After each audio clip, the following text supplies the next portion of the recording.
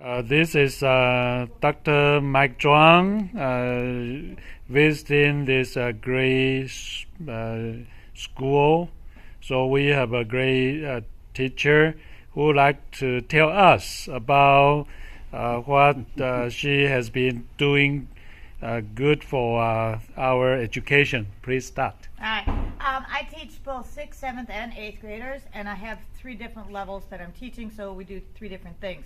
My 8th graders I have for a whole entire semester, so we do a whole entire unit on video recording and creating audio files and doing mixed music things, and it's called My Digital Arts, and then we work with Photoshop, and the kids love meshing pictures up with Photoshops and tweaking them, and making it seem like they've been somewhere where they really never have been, and make it look real.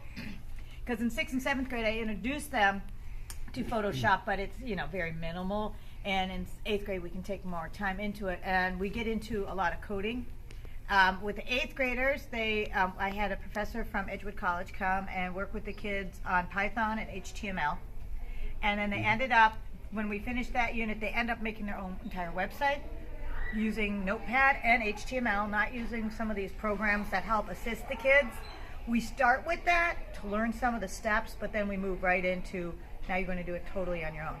I do a gaming unit with the 8th graders, and they get to make games. We have, trying to think of my game sites. We use Kodoo, which is by Microsoft, and then we do Scratch, through MIT, and the kids really have a blast learning how to do those kind of drag and drop coding and stuff. In 6th and 7th grade, I'm using the code.org program, and I'm doing 2 different levels. The 6th grade is doing the essentials, and the 7th grade is doing the discoveries. So they're working up to where they're going to be creating a website also, but they're being guided through the code.org program. Mm-hmm. And I go through the Microsoft suite, because I think it's really important for the kids to see how Microsoft is different from the Google, and we compare it, because we go back to the Google comparison. Suite. We go, okay, here's Microsoft Word, here's Google Docs. What's the same, but what are the differences? What are the limitations of both of the programs and stuff? And then they figure out, hey, I can load my Microsoft Word up into my Google. I can take my Google and put it down into Microsoft Word. So Microsoft and Google, the kids are finding out, really communicate a lot.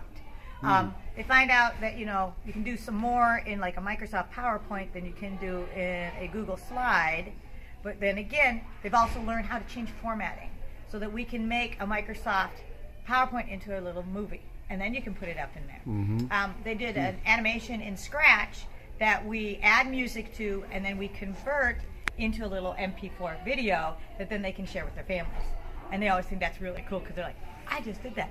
But they found out too, you can't just do it and think it's going to work. And I think it's important for them to realize, which is why we go through converting files, that you can do some things, but they're not going to be straight and simple.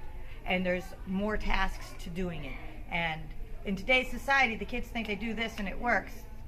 And that's not reality. So I really want them to figure out, oh yeah, we did this, and then we had to do this, and then we have to do that, and then now we can do this. It's really important, I think, for them to. And then we end up working with a little bit of Photoshop where they get to cut their faces off and put them on famous people's bodies and stuff. Like I said, it's not to the level I do with the 8th graders or what I'm expecting of the 8th graders, but it's an introduction, and all the kids hear about Photoshop because, that everybody says, oh, that picture was Photoshopped. And they get an actual exposure on doing it, and they really like that. And we do Microsoft Excel too, and I think spreadsheets are important because especially with 8th graders, I like to visit that and explain to them that when they get to high school, a lot of their math courses are going to have you doing Excel to create your charts. And the kid's like, well, you can't do that. And we take a simple, parabola equation, and voila, guys, here it is. And they just think, they're like, I didn't know that, and it's just simple things like that. Opening them up to, because if you say Excel to everybody, oh, it's a spreadsheet, you just do calculations in it, it's boring, and for them to see where the application of Excel really is, and then once again comparing it to a Google Sheet and seeing, what it's like and what it's not like. And the kids get to experience both the cloud world and then the desktop world, because desktops work different than their Chromebooks. And saving is totally different. You know, Google Chrome saves for you. Microsoft, you have to be in charge of saving it. And then I go through file management, both on your desktop and in your cloud, because as we all know, sure, you can put things up in the cloud, but that can become a huge disaster trying to find anything. Yeah. You know, so the kids get working at organization, which I wish I could teach some of the, you know, adults. And then how to find things when you didn't organize it. You know, file location is really important. Yeah, right. You know, and how to solve our problems. Mm-hmm. You know. Apparently, you have been doing good jobs digitally and interestingly and also educationally. Yes. And I have a question for you. Uh-huh. So, do your students work together to do something Oh, yes. For themselves? What we do is, Yes. we have, for my seating chart, I do Yeah. something unique. I have the kids pick a buddy, Yes. and that buddy is their first resource, Yes. because that buddy you should know, and they should know you well enough that you feel comfortable asking them things.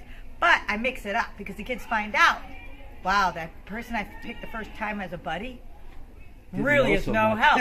So every couple of weeks we switch up. We get a new buddy, and it's funny because they start being very strategic in who they're picking. You know, and then the 8th graders, a lot of it is group work, because with 8th grade I have the Lego robots. Yes. And they have to build robots, and they find, by the time we get there, they know who they should work with and who they shouldn't be working with.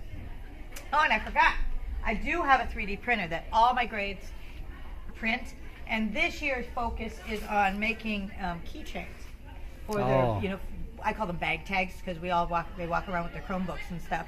And for them to take the online software, and we're using metric measurements, and to make that into a reality. Because some of the kids think, oh, I know what a centimeter is, and they end up printing something in the millimeters, and they're like, oh, wait a minute. That's so pretty small. It's really good conversion practice, you know, because they're taught the metric system, but how often are they really having to use it? And the program's using metric, and the kids have to figure out, am I measuring in millimeters or centimeters?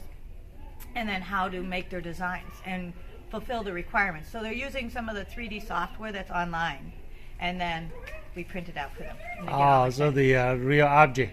Yeah. Oh, you have so good equipment here. Oh, they print it out? Yeah. Oh, awesome. So the kids have fun when they're doing these. Yes. And yeah, it's one of the things that we do at the end of the quarter, and they all have fun. So they can show it to their parents, grandparents, and their relatives. And it also helps identify their belongings.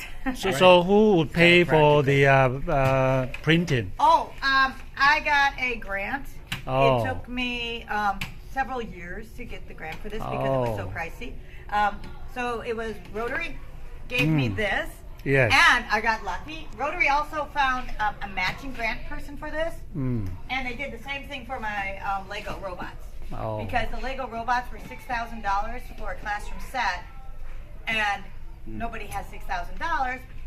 So Rotary went out of their way to find an organization that would match the grant, their donation, to get us both the 3D printer, or the Legos, and my 3D printer. Oh, wonderful. So. And this is the same 3D printer that they're using at the high school.